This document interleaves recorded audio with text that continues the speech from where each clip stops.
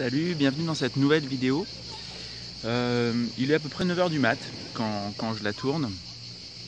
Et je voudrais te parler encore de cette période un petit peu entre deux saisons. Il y a 2 jours, j'étais dans les montagnes et je te parlais de l'importance de prendre de la hauteur. Prendre de la hauteur par rapport à son projet. Réfléchir un petit peu à ce que tu avais mis en place, par exemple la saison dernière ou l'année dernière. Et puis éventuellement savoir ce que tu voulais changer cette année. Et donc je trouvais qu'il était important soit de se poser ou de prendre de la hauteur, tu prends un petit peu l'image que tu veux. Et aujourd'hui je suis plus du tout à la montagne, je suis plutôt près de la mer. Pour te dire qu'une fois que tu te rapproches vraiment de ton projet, que tu as fini de prendre de la hauteur et que tu as décidé de ce que tu voulais mettre en place, il est important selon moi de bien savoir s'entourer. A priori, et je te le souhaite, tu n'as pas qu'un seul projet dans la vie. Ceux qui sont le moins bien lotis par rapport à ça sont très souvent les sportifs professionnels, puisqu'on fait tout pour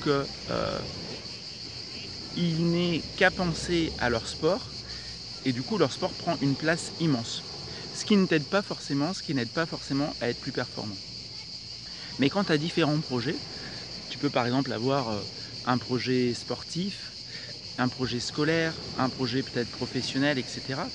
Ces différents projets t'aident déjà à savoir relativiser les échecs, les réussites dans un de tes projets, puisque tu en as plusieurs et donc toute ta vie n'est pas régie autour d'un seul projet. Et puis surtout, ce qui est très important selon moi, c'est de savoir bien s'entourer. Ton projet sportif, tu as peut-être des amis qui ne le comprennent pas, tu as peut-être des membres de ta famille qui ne le comprennent pas, et donc il peut être important de savoir si c'est opportun ou pas de leur en parler. D'accord ? Je vais te donner un exemple.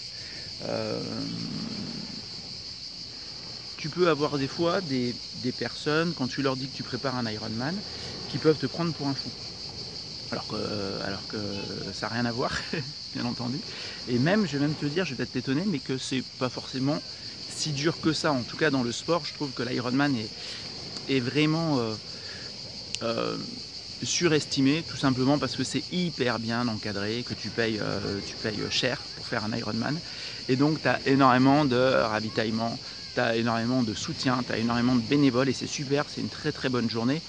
Mais c'est pas si dur que ça. Je veux dire, tu peux manger toute la journée. Si tu le fais à un rythme qui est gérable pour toi, tu es sûr de le finir. Mais donc, si tu en parles à certaines personnes qui ne sont pas du tout sportives, par exemple, ou très peu sportives, et elles vont te dire « Non mais attends, t'es fou, tu veux faire un Ironman, tu te rends pas compte ?» Et ces personnes-là vont te faire douter par rapport à ton projet. Au niveau professionnel, moi par exemple, donc tu sais, j'ai 2 projets professionnels.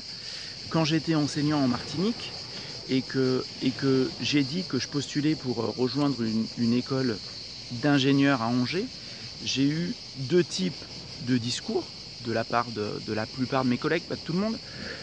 Mais soit on m'expliquait que ça n'allait pas être un poste pour moi parce que c'était toujours des postes pistonnés et que donc j'avais pas le réseau, que j'avais peut-être même pas le niveau, mais que je ne serais pas pris. Ça pouvait être le premier discours. Le deuxième discours, c'était de me dire « Mais pourquoi tu veux aller là-bas ? Pourquoi tu veux aller à Angers ? Tu es en Martinique, tu as de la famille en Martinique, tu gagnes plus d'argent en Martinique. Quand tu es fonctionnaire là-bas, tu gagnes plus d'argent. Pourquoi est-ce que tu veux aller t'embêter à aller à Angers ?» Tout ça pour dire que selon tes projets, il me semble aussi important de savoir à qui t'en parles. Et tu pourrais envisager ça un peu comme les feux de la circulation, tu sais, vert, orange, rouge. Moi je sais que dans mon projet professionnel, pas perso, dans mon projet professionnel justement, je vais peut-être éviter d'en parler à certains potes. J'ai des amis, c'est des super amis, c'est des amis d'enfance ou des amis de lycée ou de fac, des super potes. Pour autant, je sais que je ne vais pas forcément leur parler toujours de mes projets professionnels, tout simplement parce qu'ils ne les comprennent pas forcément, ou c'est pas leur rôle de toute façon de comprendre mes projets professionnels. Et du coup, ça peut des fois soit me mettre le doute. Après, si je leur en parle, soit ça peut Soit ça peut me mettre un peu les boules parce que je me dis bah mince, il comprend pas, ou il pense que j'ai peut-être me rater, ou que je suis en train de faire une connerie. Par contre, ces personnes-là sont des personnes qui sont hyper importantes pour moi sur mon projet perso, sur mon projet affectif. Je veux dire, si je vais pas bien justement à cause de mon boulot un jour, bah, je passe 1 heure avec eux et c'est bon, je suis requinqué pour 2 mois. Donc, selon tes différents projets, il me semble vraiment important que tu saches t'entourer des bonnes personnes. Et quand je te parlais des feux de la circulation, c'est tout simplement que au niveau de mon projet professionnel, moi je sais avec qui je dois parler de mon projet professionnel. Il y a des personnes, je les mets vraiment dans le feu vert, côté vert, parce qu'elles vont vraiment m'aider, elles vont vraiment me donner des outils, des moyens, elles vont me surmotiver sur mon projet professionnel. Mon projet sportif, je vais peut-être en parler avec d'autres personnes qui sont en club, d'autres personnes qui ont déjà fait le même type de projet sportif que moi, parce que c'est aussi des gens qui vont m'aider, qui vont me donner de l'énergie, qui vont m'aider à avancer. D'accord? Et pareil pour des projets perso, etc., etc. Ce que je veux dire par là, c'est que selon tes projets, il n'est pas toujours opportun d'en parler aux mêmes personnes. Et que tu sais que certaines personnes vont te donner beaucoup d'énergie dans ton projet professionnel, personnel, sportif, scolaire, peu importe. Et d'autres, au contraire, vont t'en prendre beaucoup, vont te faire douter. Donc n'hésite pas à avoir ce système un peu de feu vert, feu orange, feu rouge, et te dire, bah voilà, tel type de projet, en fait, mon projet sportif, il n'est pas forcément intéressant que j'en parle à ma grande tante, tout simplement parce qu'elle ne le comprend pas, et que quand je lui en parle, elle me prend pour un fou, et du coup, bah moi, ça m'attriste, ça m'énerve, peu importe, mais en tout cas, ça me gâche une partie de ma journée, ça me gâche une partie de mon énergie. Et donc, ma grande tante, avec elle, je lui parle de la pluie et du beau temps, et c'est très sympa comme ça. Et on boit un chocolat chaud, et c'est génial. Et j'aime ma grande tante pour ça. C'est un exemple, hein, je ne te parle pas vraiment de ma grande tante, c'est juste un exemple. Mais voilà, tout ça pour dire de ta grande tante, tu vas peut-être la mettre dans le feu rouge, donc avec une grosse croix sur ton projet sportif. Mais par contre, tu vas peut-être la mettre dans le feu vert quand tu as un petit moment de blues ou juste une envie de discuter avec elle pour être bien, pour être dans ton projet affectif. Là, ça te fait juste du bien.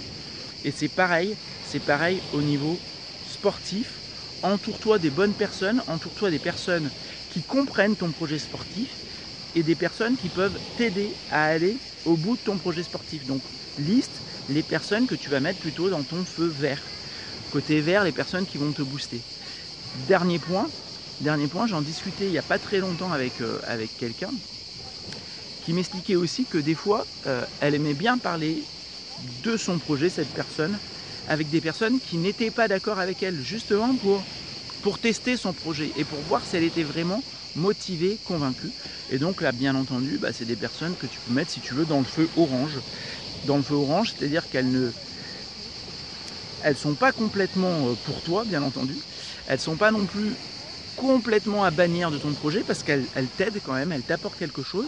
C'est juste peut-être qu'il faut savoir à quel moment tu parles avec elles de ce projet-là, parce qu'il faut être un petit peu vaillant pour pouvoir éventuellement argumenter et tester ta capacité à aller au bout de ce projet-là. Donc va pas parler avec les personnes que tu mets dans la case orange le jour déjà où tu doutes de ton projet, le jour où tu es hyper fatigué par rapport à ton projet.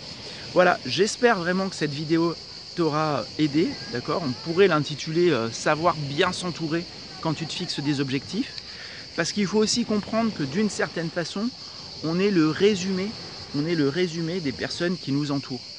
Et donc moi, selon mon projet, j'essaye juste, quand je peux, mais j'essaye de m'entourer des personnes qui sont simplement dans la même dynamique. Dans la même dynamique pour entreprendre, dans la même dynamique pour se bouger, pour enseigner, pour coacher, etc. Et puis de temps en temps, c'est bien d'aller voir un petit peu aussi ailleurs ce qui se passe, mais de savoir que tu vas ailleurs et que donc ça sera un petit peu avec des vents contraires. Voilà, écoute, j'espère que cette vidéo aura été claire, que tu m'auras bien entendu malgré les petits sons autour de moi, mais qui sont, ma foi, très agréables. Et puis je te souhaite une bonne journée. Si jamais tu as bien aimé cette vidéo, eh ben, n'hésite pas à la partager ou à la commenter. D'ailleurs, même si tu l'as pas aimé, tu peux la commenter. Et je te dis à très bientôt. Salut!